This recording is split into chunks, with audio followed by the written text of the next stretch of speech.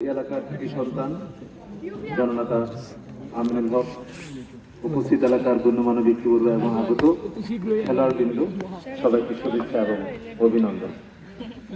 সবাই ভালো আছেন? শীতের রাতে সবাই কাঁপছে কেউ? খেলার উত্তেজনা। আমাকে যদি প্রশ্ন করা হয় যে আপনার প্রিয় খেলা কি, আমার প্রিয় খেলা হচ্ছে ব্যাডমিন্টন খেলা। মাশাআল্লাহ। সেই 1995 সালে যে র্যাকেট, আমরা র্যাকেট বলতাম, র্যাকেট এখনো পড়ে আছে, হেসাকাল ভুঁইয়া পড়েছে, আমার বন্ধু শরীরে পড়েছে। মানে ক্লাস 2 থেকে ক্লাস 5 পর্যন্ত প্রতিদিন বইটা রেখে আমি ওই বাড়িতে চলে আসতাম ব্যাডমিন্টন খেলতাম। এবং আজকের এই খেলার অনুষ্ঠানে আসার একমাত্র কারণ হচ্ছে যে ব্যাডমিন্টন খেলা আমার প্রিয় খেলা। এই খেলার যে সংক্ষিপ্ত সময়, আপনারা কতক্ষণ খেলেছেন ফাইনাল খেলা? সময়টা 1 ঘন্টা।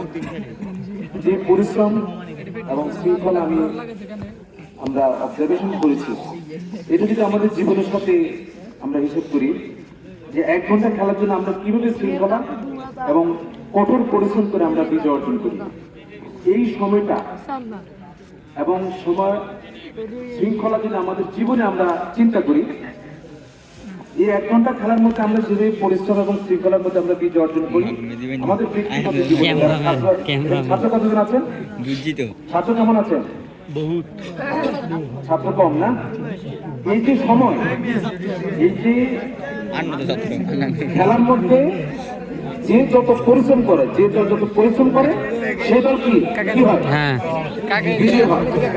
ছাত্রদের কাছে বলছি, এই সময় জ্ঞান থাকলে যত বেশি লেখাপড়া করা যাবে, কঠোর পরিশ্রম করা যাবে, জীবনে তত সফল হবে। আর যারা কর্মজীবনে রয়েছেন, সবাইকে আহ্বান করব, কঠোর পরিশ্রমী হবেন, তাহলে খেলার মতো আপনাদের জীবনেও বিজয় লাভ করা যাবে।